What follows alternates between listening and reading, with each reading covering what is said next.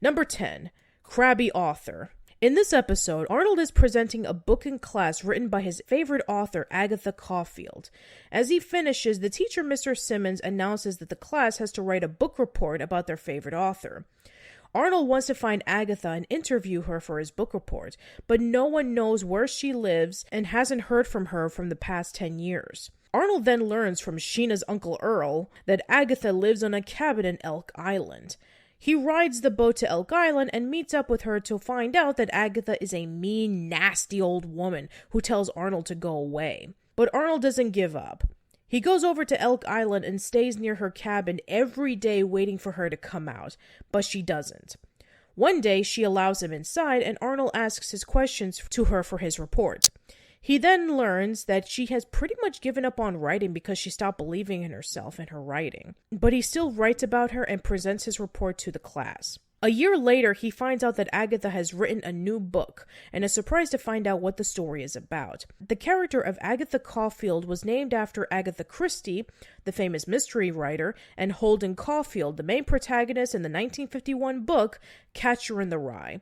You can tell that the character has an amalgamation on both of these influences, with Agatha Christie being a famous writer, temporarily disappearing into a hotel when she found out that her first husband had been cheating on her and wanting a divorce, and becoming tired of writing her most famous character, Hercule Poirot, after appearing in so many of her books. And Holden Caulfield for being a cynical and nasty loner who resents the world around him.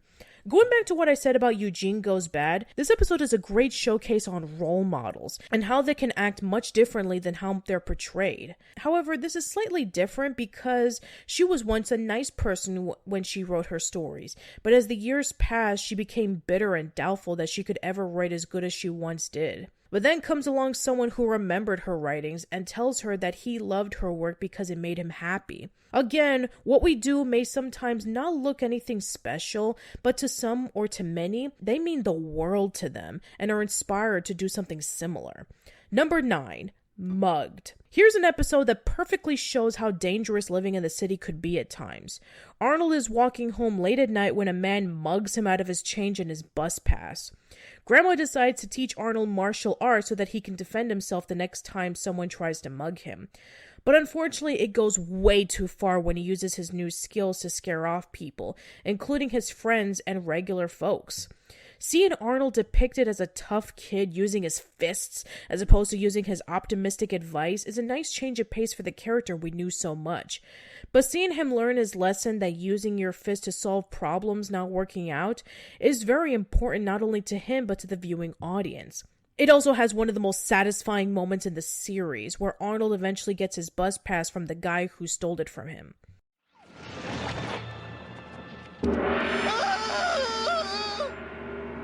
Hey, woo, no offense, man. You want the bus pass? Take it. And the 65 cents. Yeah, with interest.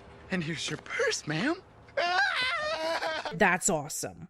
Number 8, Stoop Kid. One of the best things about Hey Arnold is that it does an amazing job making their recurring characters three-dimensional.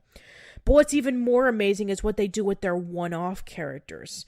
I already talked about Chocolate Boy and Torvald, but here's one that's still remembered by many Hey Arnold fans to this day, Stoop Kid. Arnold and his friends are playing football in the street when the ball ends up in a darkened stoop. Everyone gets discouraged, but Arnold wonders why.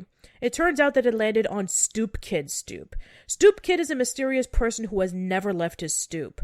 Who was he and how did he end up at the stoop is unknown to everyone, but what they do know is that no one goes anywhere near his stoop. But Arnold will not give up as he waits for the right moment to grab the football and run. When Stoop Kid doesn't chase Arnold, Arnold comes to the conclusion that Stoop Kid is afraid to leave his stoop, and everyone starts to make fun of him. Stoop Kid becomes very upset, but Arnold approaches him saying that he would help him leave his stoop. What makes this episode so great is Stoop Kid himself. The mystery of the character and the interaction with him and Arnold are incredibly memorable. Not to mention that Stoop Kid is voiced by Danny Cooksey, whom you may know as the actor who played as Budnick from Salute Your Shorts, or as the voice of Montana Max from Tiny Toon Adventures. He did a phenomenal job playing as the character, and he's going to be returning in the Jungle movie, which will be really interesting to see. It also has one of the best moments in the series, where Stoop Kid surprises Harold when he was teased about not leaving his stoop. Come here, fat boy. I'm gonna roll you downtown.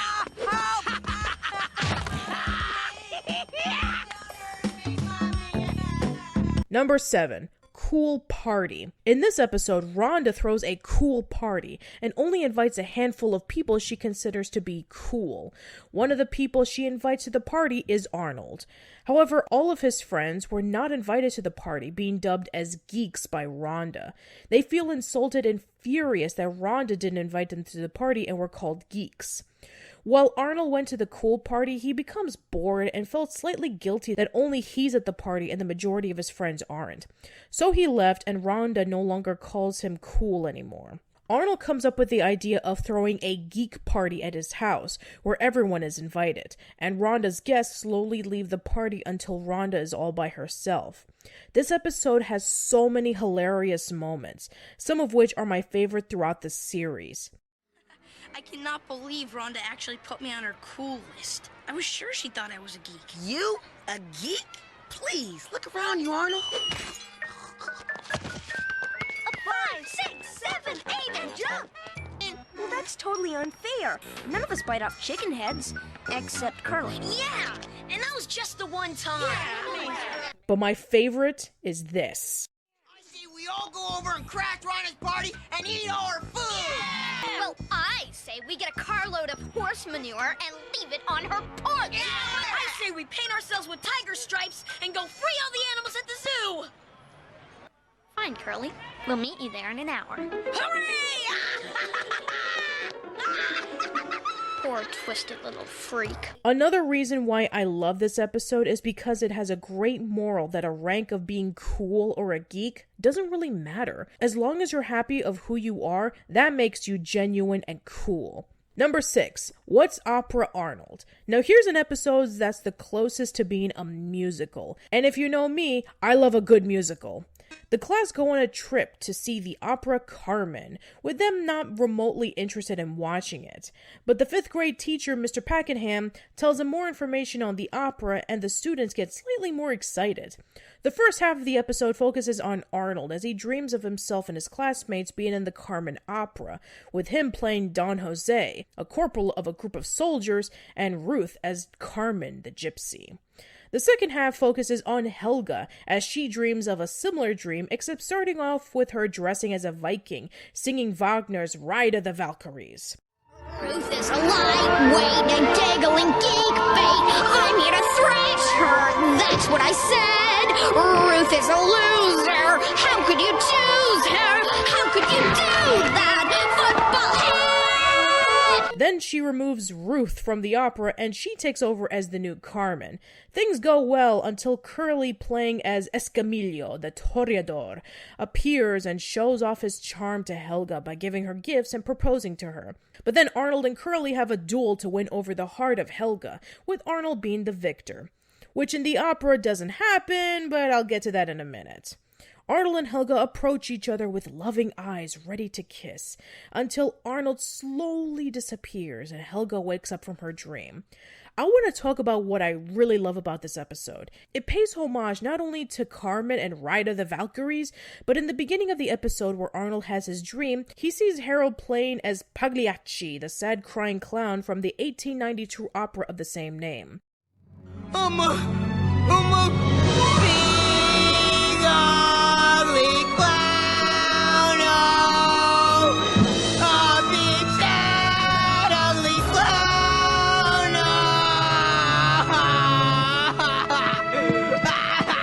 It's also an homage to the 1957 Looney Tunes cartoon What's Opera Doc, where Bugs Bunny and Elmer Fudd perform Ride of the Valkyries. You can tell from both the title and this scene. Going to kill the rabbit. How will you do it? Might I inquire to ask? I will do it with my spear and magic helmet. I'm gonna thump her right on the head! Oh yeah? How? With my golden magic slingshot! I thought it with a spear and a magic helmet. There's even a fun fact where Arnold's singing voice was done by Torrin Caldwell, the voice of Arnold from the first season, even though that Philip Van Dyke was the current voice of Arnold at that time. The reason for the temporary switch was because Philip wasn't very comfortable with singing, so Torrin did the singing instead. My name's Don Arnold. Please have a caramel. Your hair is lovely. Do you like my pants? They're made of satin. The cape's pure Latin. I had it tailored in the south of France.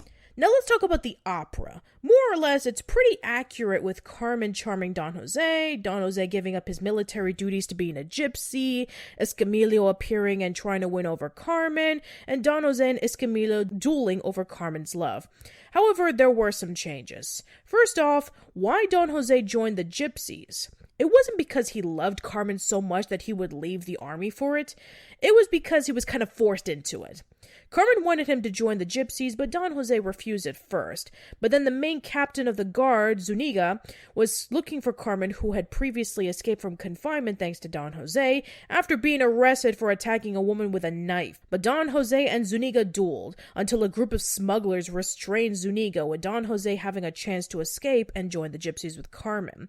As for the duel with Escamillo, Don Jose didn't win the duel. It was actually interrupted by the same group of smugglers, with the Toreador escaping. This is also the scene where Carmen becomes bored with Don Jose and tells him to move back with his mother. Afterwards, she walks towards Escamillo. And then there's the ending.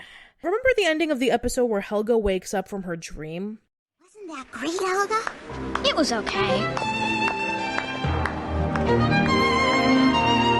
It just ended too soon.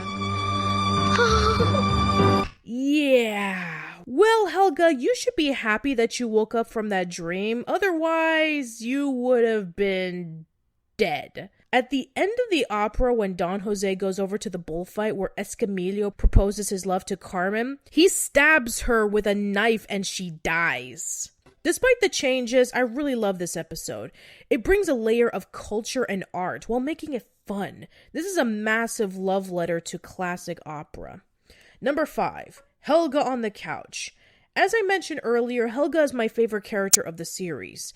We see her obsession with Arnold and her dysfunctional family. In this episode, we get the backstory on both of them. A child psychologist named Dr. Bliss visits PS-118 to observe the students in the school. When Principal Wards tells her that each of the students are picture perfect with their mental health, up comes Helga stomping around and pushing everyone out of her way. Dr. Bliss decides to join Mr. Simmons' class so that she can keep a close eye on the students, including Helga. Helga throws spitballs at Arnold, calling him names, and punches Brainy in the nose when he does his usual sneak up behind her back. She was brought into Principal Wards' office where Dr. Bliss recommends that she get sessions with her every week. Helga, as well as her entire family, are very reluctant on seeing a psychologist, but she has no other choice. When seeing Dr. Bliss, Helga is at first trying to distract her from talking about Arnold, but she slowly opens up to her, and she tells the story of her family and how she was completely overshadowed by her older sister Olga. We even see in flashback of her being completely ignored, even when she was at least 4 years old. Hey, who's taking me to preschool? Yeah, in a minute, Olga. No, I'm Helga, Dad. Helga. Whatever. Go play outside, would you? I'm going to preschool. With Helga losing her patience, she walks to preschool by herself in the rain. But there's a glimmer of hope that shined when she arrives all wet with her lunch taken by a dog, Arnold. At that one moment, she fell in love with him. But then all the kids at preschool were making fun of her, so she became a bully.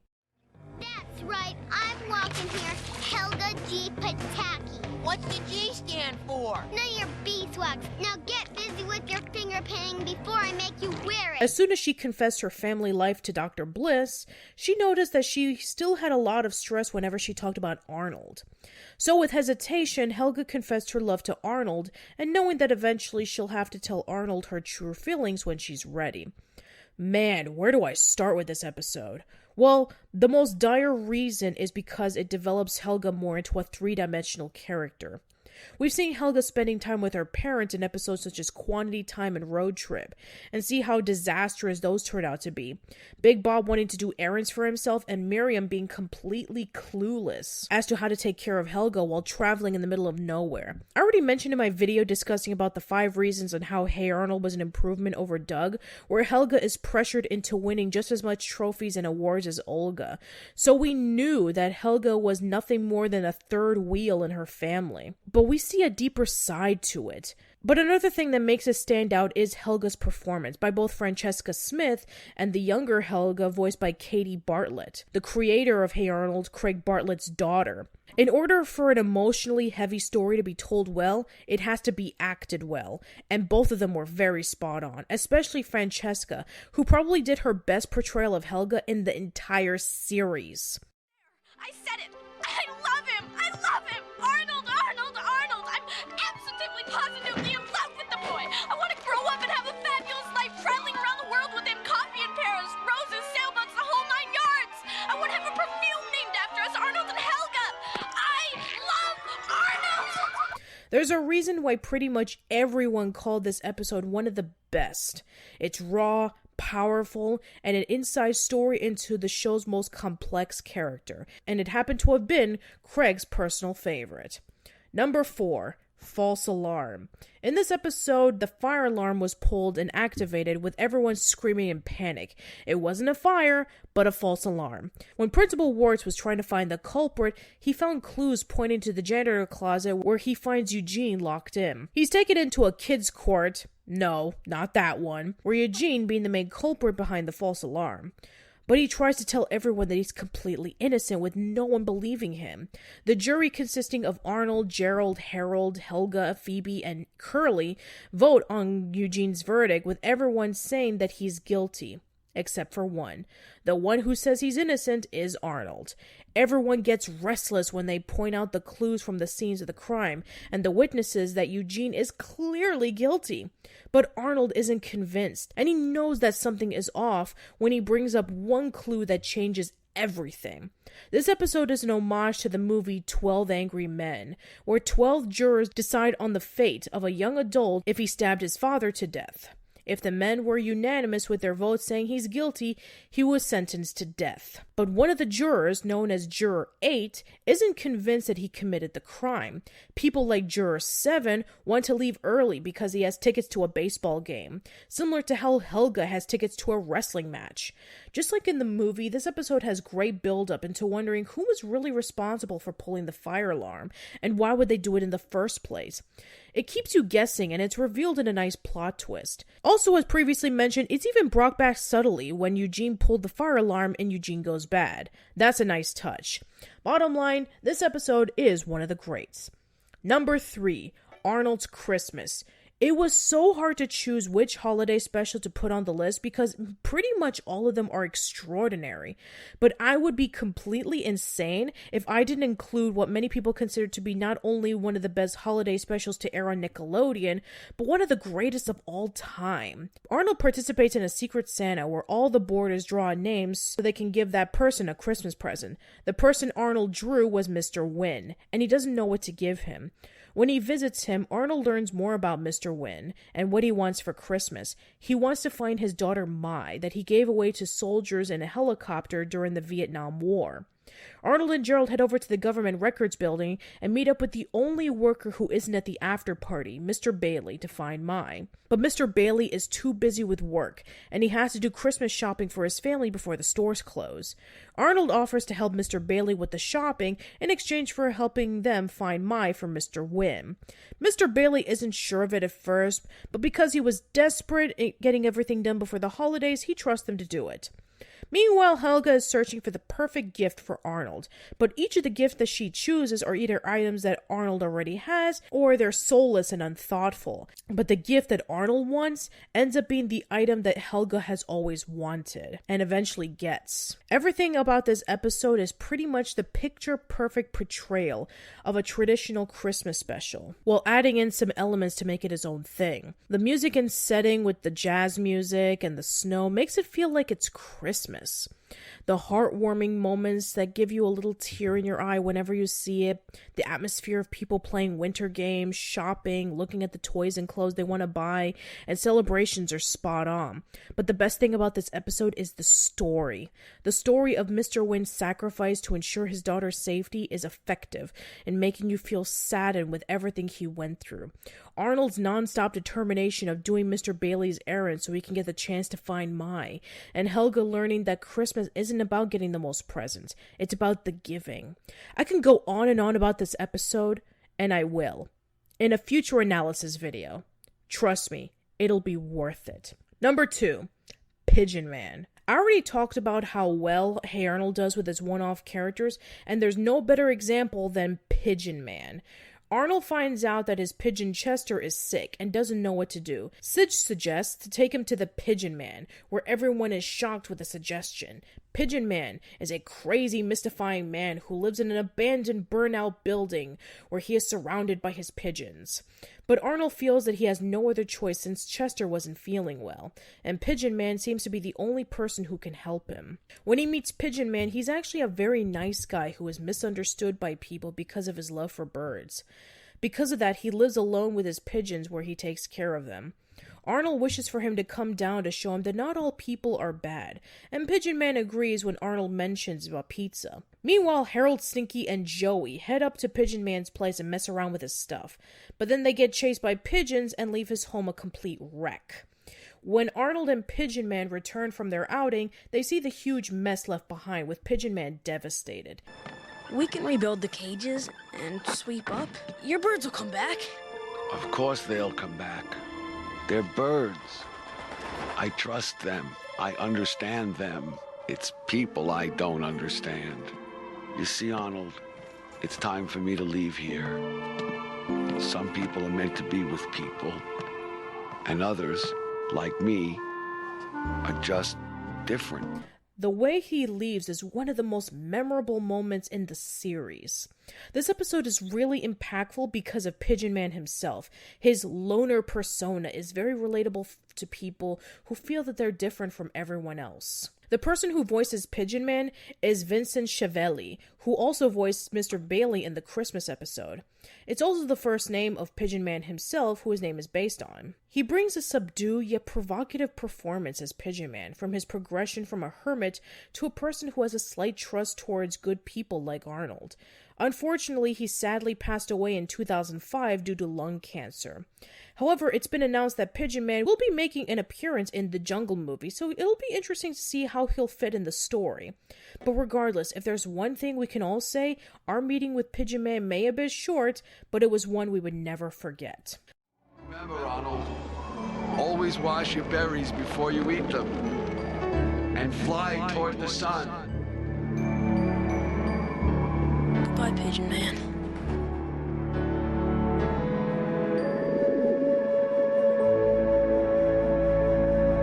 Number 1. Parents' Day / The Journal. Yes, I'm cheating here, but these episodes are pretty much similar with one common theme. More information about Arnold's parents. In Parents' Day, there's a parents' tournament weekend being held in the park, where his classmates and their parents would be participating. Arnold is reluctant because he only has his grandparents and not his parents. He was hoping that they would forget about the event, but his grandma and grandpa are more than excited to join the tournament.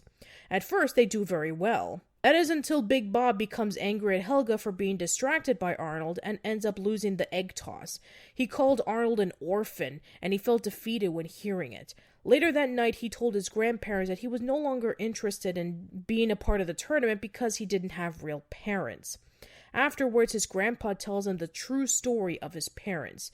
His parents were explorers, scientists, and doctors, living in Central America to find a cure for a sickness that was spreading around the country. When they first met, it was love at first sight. They did everything together and eventually got married, left Central America, and were living a happy life with their new son Arnold.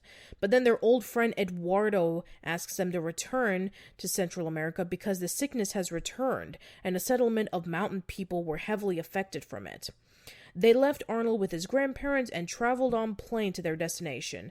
They disappeared and were never found again. After hearing the story, Arnold gains a bigger appreciation of what his grandparents did for him in his life, and decides to go back to the tournament with them as his parents. In the episode The Journal, it's the anniversary of his parents' disappearance, and Arnold feels sad about them still not being around. He had pretty much given up hope of his parents ever returning, so he packed up anything that reminds him of them to put up in the attic. But then when placing the box on a shelf, a book fell down. The book happens to be his father's journal. Arnold gets very excited and asks his grandpa to read about what it says. The story begins with a retelling on how Arnold's parents first met in the Central America Republic named San Lorenzo, as well as adding in more information on their adventures, their attempts to find a cure for the sleeping sickness, their wedding, their first interactions with the mysterious green-eyed people, how Arnold was born, and their first year with him right before they head back to San Lorenzo. Why are these episodes my favorites? Well, as a kid, I've always wanted to know about where Arnold's parents were. When Parents' Day came out, I was enthralled with the story. I had immediately liked Arnold's parents, and I felt saddened when they left. The series portrays Arnold as a mostly nice kid who constantly helps people with their problems and nothing else. Sure, in a few episodes, it does show Arnold making mistakes, but he was mostly seen by everyone as a role model, not as a fully complex character compared to someone like Helga. But then the question of where Arnold's parents are and the results of knowing their story and how their absence affected him was a great showcase that he's not a flawless character that everyone made him out to be. It's just so crazy to believe that originally Craig didn't know what to do about Arnold's parents at first. When fans asked him about where they were, he said that they were off in Africa or something doing documentaries. But then, when the fans wanted to know more, he came up with the story alongside Hey Arnold writer Antoinette Stella, who was the voice of Arnold's mom and who she was named after. Now, let me go over the endings. Parents' Day has a wonderful ending that has a sense of hope that someday, maybe, we will know where his parents are. But then we have the Journal's ending. Arnold is outside reading his father's journal where he finds a map to their parents' last known whereabouts to San Lorenzo. It would have led up to the Jungle movie where the story of Hey Arnold would have come to a close, but it was cancelled. I had felt so let down every time I saw this ending because I knew it was never going to happen. That is until I heard the news that it was going to happen, and it got me excited again. These 2 episodes are close to perfect in my opinion. It has action, adventure, comedy, sadness, and a sense of hope. It explores the story of Arnold's parents in a fascinating and exciting way. It depicts Arnold's grandparents wonderfully and gives us a bigger appreciation of how much of an impact they left on Arnold's life. And most importantly, it turned Arnold into more of a 3-dimensional character. These episodes are very significant to the entire series, and they are the reasons why fans fought for the longest time on wanting to see the final act of the story of Arnold and his parents. Just like how Arnold wanted to find his parents and learn about what happened to them, so did we. And because of these crucial episodes, that long hopeful dream has turned into a reality.